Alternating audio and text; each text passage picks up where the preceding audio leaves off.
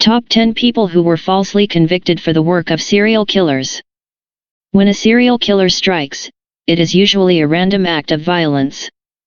Of course, the randomness complicates the investigation if the police aren't aware that the killer was a stranger to the victim. So they may only focus on the usual suspects, which sometimes leads to the conviction of the wrong person. If it is known that a serial killer is active in the area, everyone, including the police, can be whipped into a panic. Then an innocent person can be convicted because the authorities are desperate to close the case. It is especially tragic that these serial killers not only murdered dozens of people but also stole years of freedom from the individuals who were wrongly convicted for the crimes the killers committed. In 10th place, Benjamin Miller. In 1967, the bodies of black prostitutes started turning up beside the Merritt Parkway near Stamford, Connecticut. By 1971, 5 of them had been found. All the victims had been strangled to death with their own bras.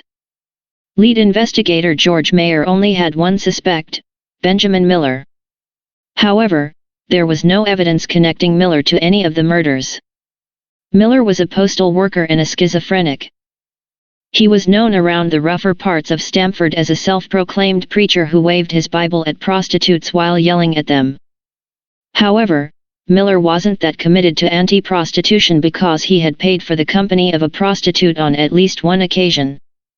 Without any physical evidence, Mayer decided to interrogate Miller. Then he was sent to a psychiatric hospital where he worked with a doctor. During his hospital stay, Miller, who was delusional, admitted that he had killed the women. As a result, he was charged with their murders. 4 months later, Robert Lupinacci, a man known to patronize black sex workers, was arrested after trying to strangle a prostitute near the Parkway. But there was more evidence than his attempt at a similar crime in the same area where the bra murders had taken place. Lupinacci's car had been seen near the murder scenes and the places frequented by the victims. Inside his car, the police found hair from black women. Probably the most damning piece of evidence found in Lupinacci's car was a deck of pornographic playing cards. A year earlier, police had found a card from a pornographic deck near one of the bodies. Lupinacci's deck was missing a similar Queen of Hearts. This did nothing to change the mind of Mayer or the district attorney. Miller pleaded not guilty due to insanity, and he was institutionalized for committing 3 murders. 2 of the 5 original murder counts were dropped as part of a plea bargain. 10 years later, an attorney caught wind of the story. Over the next 7 years, he argued in court that Miller was not the actual killer. In 1988, after spending 16 years in a psychiatric hospital for a crime he had not committed, Miller was granted a second trial. The charges against him were dismissed, essentially making him a free man. However, years of institutionalization had rendered him incapable of living on the outside and he voluntarily committed himself. He died at age 80 in February 2010. Lupinacci was never charged in the bra murders and always denied committing them. He said that the assault for which he served 3 years was the only crime he had ever committed. Lupinacci never had another run-in with the police. He died from natural causes in February 2014. As for Mayer, the man who was responsible for Miller being imprisoned, he never wavered in his belief that Miller was the murderer. Eventually, Mayer became the chief of police in Stamford. He died in November 2014. William Avery. On February 17, 1998, the body of 39-year-old Marietta Griffin was found in a pile of garbage in a garage in Milwaukee, Wisconsin. Griffin, who worked in the sex trade, had been strangled to death. As the police investigated the murder, they connected Griffin to a crack house that was operated by William Avery. When Avery heard that the police were looking for him, he voluntarily went in to be interviewed. According to an affidavit, Avery said during the interview that Griffin had been at the crack house earlier and that he remembered grabbing her, but then he blacked out. However, Avery later said that this was a false statement. The police ended up arresting Avery and his partner in the drug business. There was no evidence tying Avery to the murder, so he was slapped with drug charges. After being convicted, he was sentenced to 10 years in prison in 1998. In 2004, 6 years into his sentence, Avery was charged with first-degree reckless homicide after jailhouse informants said that Avery had admitted to murdering Griffin. He was found guilty and sentenced to 40 years in prison. Although the DNA from the Griffin murder had been inputted into the Cody's system, a match to the DNA of the real killer, who was in jail, didn't appear when it should have. In 2001, the crafty killer, Walter Ellis, had convinced another inmate to submit his DNA in place of Ellis's sample for the database. Apparently, state officials knew that Ellis hadn't submitted his DNA, but they did nothing about it. 9 years later in 2010, Ellis had finally submitted his DNA. It matched the DNA pulled from the murders of 7 women. At that time, Avery wrote to the district attorney and asked for the DNA from the Griffin murder to be retested. The DA arranged it, and sure enough, it linked Ellis to the murder. Avery was released from prison in May 2010. He sued and won a settlement of over $1 million. Meanwhile, Ellis pleaded guilty to killing 7 women over a 21-year span. He died in prison in 2013. Jacob Beard. In June 1980, Nancy Santomero, 19, and Vicky Durian, 26, hitchhiked from Iowa to West Virginia to go to the Rainbow Gathering, a meeting of a hippie-type group, the Rainbow Family, that focuses on peace, love, and understanding. Sadly, the 2 women never made it to the gathering. Their bodies were found in a field on June 25. They had been shot multiple times at close range. For 2 years, the case sat cold. For one thing, the locals didn't like that the Rainbow Family had chosen to gather in their county. The residents harassed the family, even going as far as to fire off shots at them. The locals also didn't go out of their way to cooperate with the investigation. Nevertheless, the police had one local on their radar, an anonymous man who had called Durian's parents and told them that the police weren't doing their jobs. The call had disturbed the family, so the police tapped their line. The man called again. It was traced to 36-year-old Jacob Beard, whom police were already aware of because he apparently had killed his girlfriend's cat and left the animal's body on her bed. When the police confronted Beard, he told a number of strange stories connected to the murder. For example, he said that he had seen other residents near the gathering, although they all denied it. According to Beard, 3 months after Santomero and Durian were killed, 2 townspeople had killed another woman and used Beard's corn chopper to dispose of the body. Police looked into it and quickly realized that Beard was lying. 3 years after the murder, a man named Lee Morrison went to the police and said that local resident Gerald Brown was the actual killer. Morrison said that he had been drinking on the night of the murders while Brown drove them around. Morrison passed out. When he came to, he discovered that Brown had murdered the 2 girls. Morrison helped Brown to dump the bodies. Brown was charged with the murders. However, during the preliminary hearing, Morrison confessed to making up the story on orders from Beard, who had threatened Morrison's family if he didn't follow through with it. After that, the case went cold. In 1992, 12 years after the Rainbow murders, a new investigator with the police force decided to reopen the case. He began interviewing townspeople, and one name kept coming up: Jacob Beard. 2 men even said that they had seen Beard kill the 2 girls. Based on witness testimony, Beard was charged with the double homicide. Despite the witnesses contradicting each other, changing their stories multiple times, and even recanting, Beard was convicted in June 1993 and sentenced to life in prison without parole. A year after the conviction, Joseph Franklin, a white supremacist serial killer on death row, confessed to the Rainbow murders. Franklin, who killed mostly interracial couples, African Americans, and Jewish people, said, "I committed the Rainbow murders. You know, the Rainbow killings were a little different 'cause I just picked them up hitchhiking. He then drew a map of the location where the bodies were found. Beard's lawyers learned about the confession and filed a writ to have Beard's conviction overturned. That didn't happen until 1999, after Beard had spent 6 years in prison. In May 2000, Beard was retried and found not guilty. He also agreed to a $2 million settlement for wrongful conviction. Franklin was convicted of 7 murders, but it is believed that he killed at least 22 people. He is also responsible for shooting civil rights activist Vernon Jordan Jr. and for paralyzing Hustler publisher Larry Flynt. Franklin was executed on November 20, 2013. David Allen Jones. Over the span of a few months in 1992, the bodies of 3 prostitutes were found strangled near an elementary school in South Los Angeles.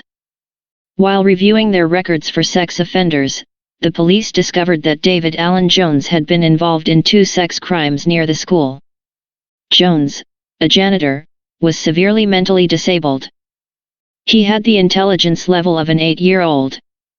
Years earlier, Jones had been arrested for being with a prostitute at the school. After the 3 murders, he had been arrested for the attempted rape of a prostitute. Over the course of 2 days, Jones was interrogated with leading questions without an attorney present. During the questioning, the mentally disabled man confessed to the murders even though he didn't commit them. In 1995, he was convicted on 1 count of second-degree murder, 2 counts of voluntary manslaughter, and 1 count of rape. He was sentenced to 36 years to life in prison. About a decade later, the Los Angeles Police Department's cold case unit was investigating the murders of several women who had been strangled to death between 1987 and 1998. When the DNA was run through Cody's, they linked 10 murders, including killings supposedly committed by Jones, to Chester Turner, whose only notable job was being a pizza delivery man. Turner was already in prison because he had been previously convicted of rape. After the discovery, Jones was released from prison in 2004. Later, he received $720,000 from the city of Los Angeles and $74,600 from the state to compensate for the 11 years he had spent in prison. Ultimately, Turner was convicted of 15 murders and sentenced to death twice. Anthony Capozzi. Between December 1983 and July 1984, a series of rapes occurred in Delaware Park, which is located in Buffalo, New York. The women said that the rapist grabbed each of them from behind and threatened them with a gun. After each rape, he would tell the woman to stay on the ground for another 10-20 minutes after he left. Then he'd simply run off. Without much in the way of suspects, a year passed without an arrest. Then a former police officer saw Anthony Capozzi, who was diagnosed with schizophrenia, acting strangely at a coffee shop less than 1.6 kilometers, 1 mile, from where the rapes had taken place. Capozzi looked similar to a general description given by the women.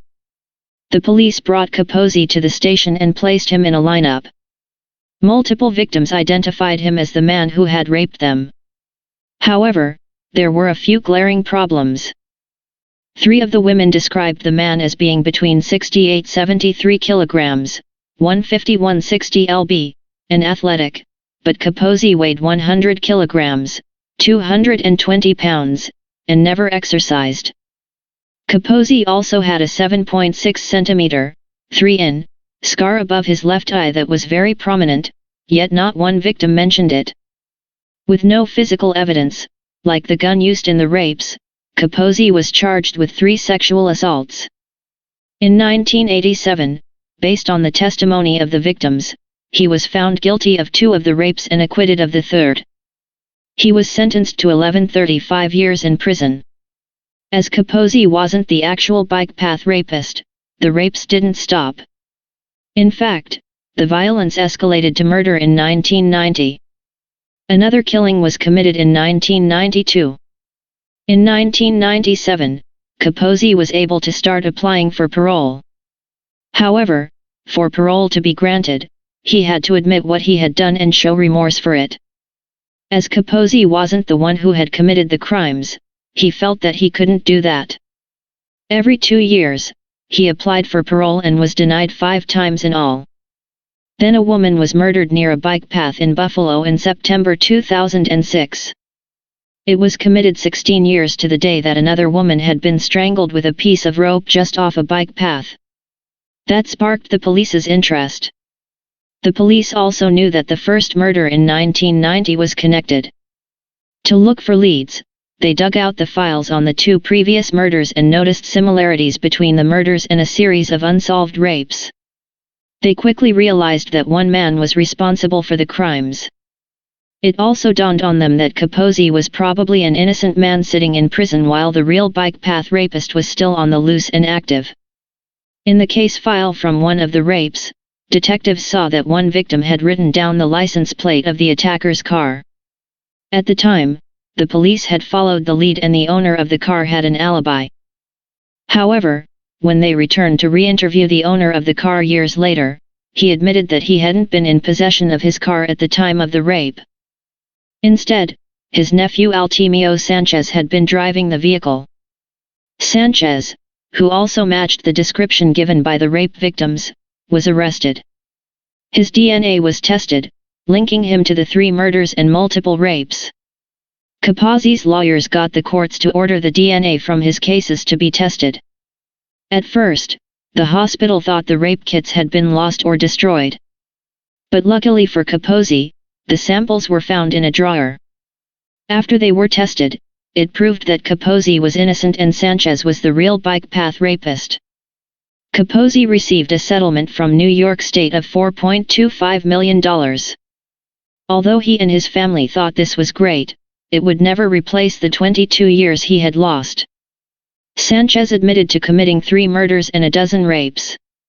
In 2007, he was sentenced to 75 years to life in prison for the 3 murders. The statute of limitations had run out on the rapes. Jerry Frank Townsend. Between 1973 and 1979, several African American women were found murdered in Broward and Miami-Dade counties in Florida. One was a 13-year-old girl named Sonia Marion, who was found raped and beaten to death. The police believed that the killer was Jerry Frank Townsend, a carnival worker who had an IQ of 50. They interviewed him, and he confessed to 23 murders across the country. Townsend was found guilty of 1 rape and 6 murders but not the killing of Sonia Marion. He had been tried but was acquitted. For the other crimes, he was given 7 concurrent life sentences. However, Townsend wasn't the killer, so the real murderer was free to hunt. It's believed that a further 10 women and children lost their lives due to the wrongful conviction. In 1988, the Sun-Sentinel ran a story alleging that Eddie Lee Mosley was a very likely suspect in 40 rapes and a dozen murders, including the killings for which Townsend had been convicted. Mosley was mentally disabled. At 13, he had dropped out of school, where he was still in the 3rd grade due to his dysfunctional behavior. As an adult, he had worked as a junkman and been arrested several times for sex crimes. He was charged with 3 counts of sexual battery after dozens of women identified him as their rapist. Although Mosley was found innocent by reason of insanity, he was confined to a psychiatric hospital for years in the 1970s. During that time, the rapes and strangulations stopped around Fort Lauderdale. When he was released, the crimes occurred again. Finally, in 1988, Mosley was confined to a mental hospital again. He was linked by DNA to the deaths of at least 8 women. However, he was found incompetent to stand trial and was never charged. Despite all this, the DNA evidence from the supposed Townsend murders wasn't tested until 2001 when a cold case investigator was looking into the unsolved murder of 13-year-old Sonia Marion. At that time, Mosley was connected to 2 murders for which Townsend had been imprisoned. This made the accuracy of Townsend's confessions in 4 other murders highly suspect. With this new DNA evidence and the questions raised about the reliability of his confessions, Townsend was freed after spending 22 years in prison. He received a settlement of $4.2 million from Broward County and the city of Miami. It is believed that Mosley committed 41 rapes and 17 murders between 1973 and 1987. In May 2020, Mosley died in a Florida hospital at age 73. Julie R.E.A. Harper. October 13, 1997, marked the start of Julie R.E.A. Harper's living nightmare. Awakening to a scream in her Lawrenceville, Illinois, home, she went to check on her 10-year-old son, Joel. His bed was empty. As she searched for him, she was attacked by a masked man. She struggled with the man and then chased him outside. 2 glass doors were smashed in the process. Outside, the man attacked her and then simply walked off into the night. The police were called, and initially, R.E.A. Harper thought that Joel had been kidnapped. But when the police searched the house, they found Joel. His dead body was lying between his bed and the wall. He had been stabbed multiple times in the chest. R.E.A. Harper was adamant that she had not killed her son. But she was the primary suspect, mainly due to circumstantial evidence.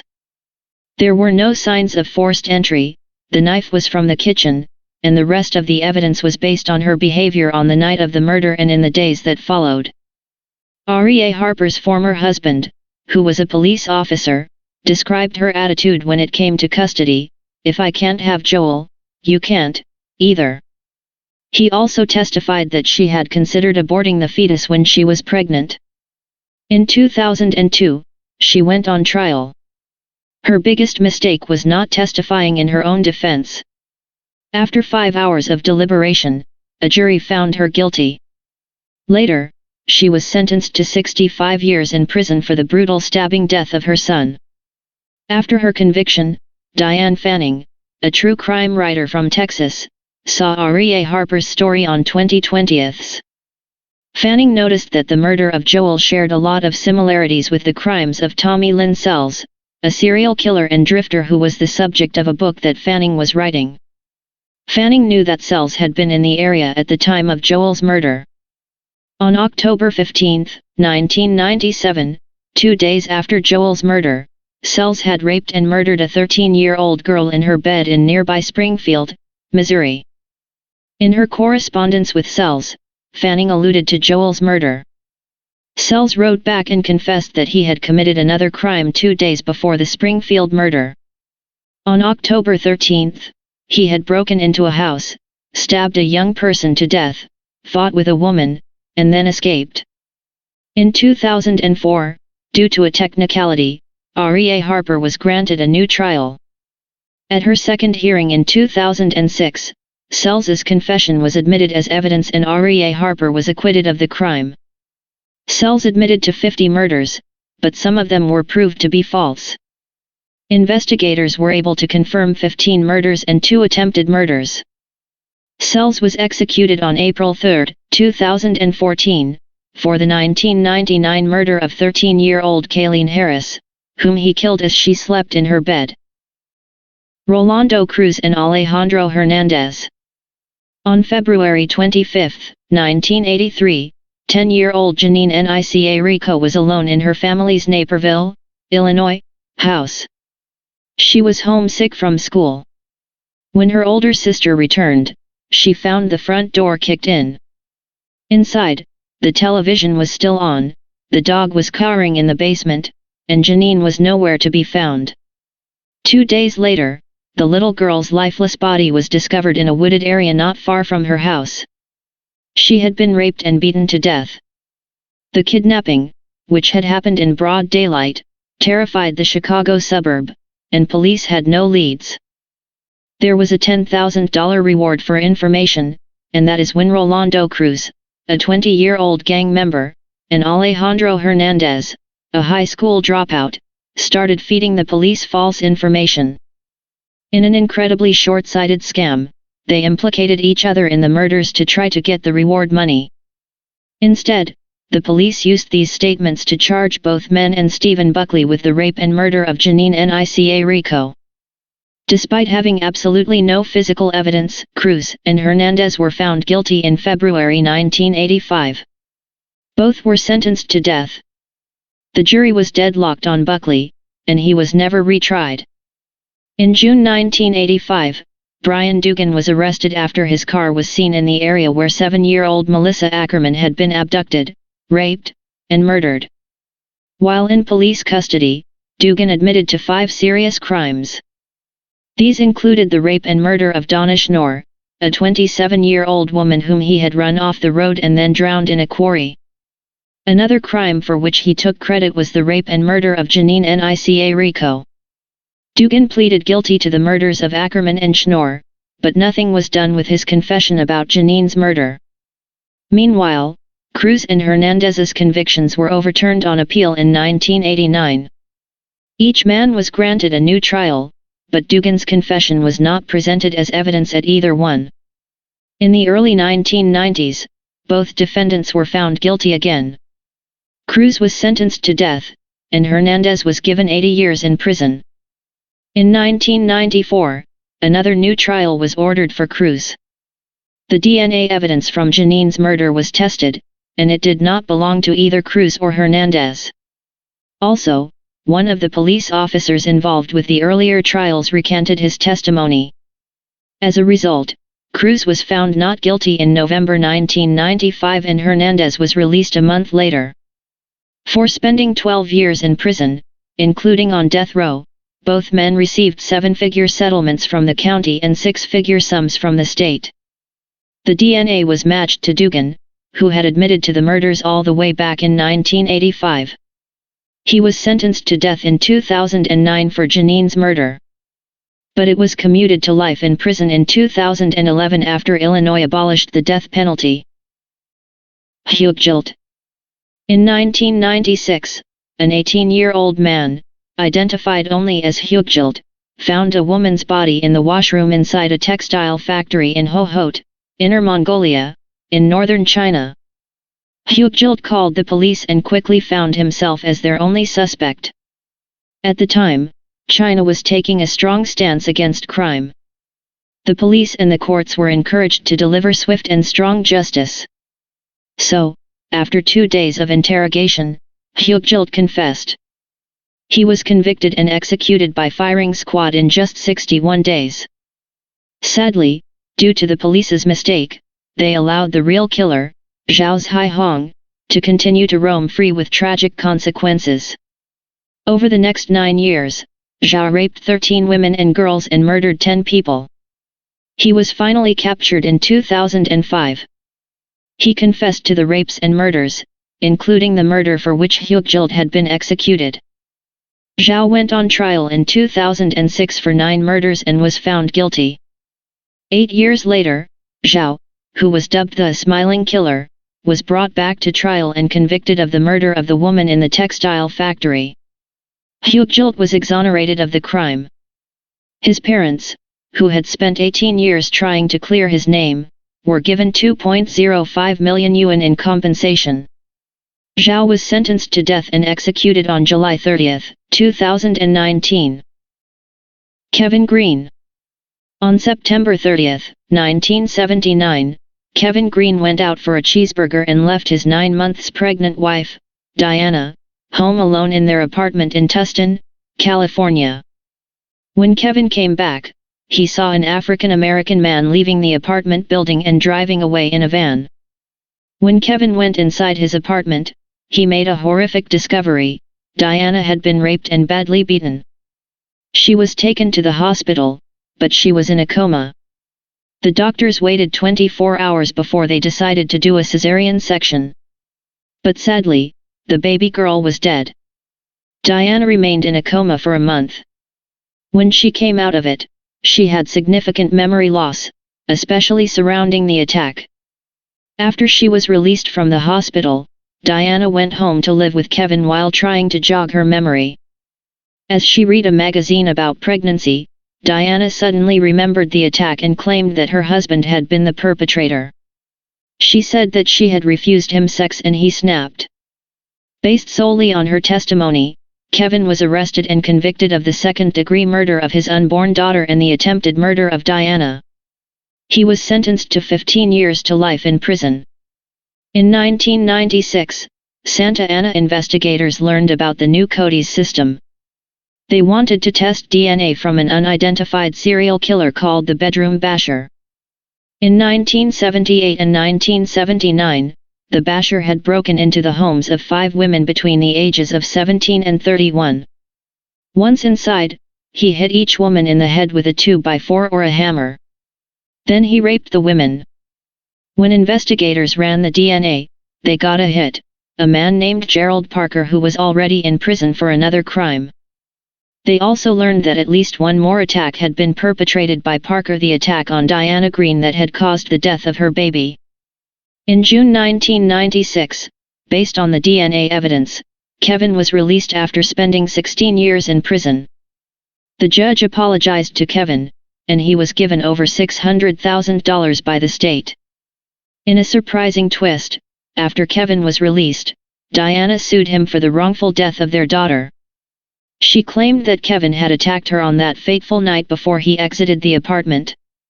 Diana alleged that this had left her semi-conscious and vulnerable to Parker's attack.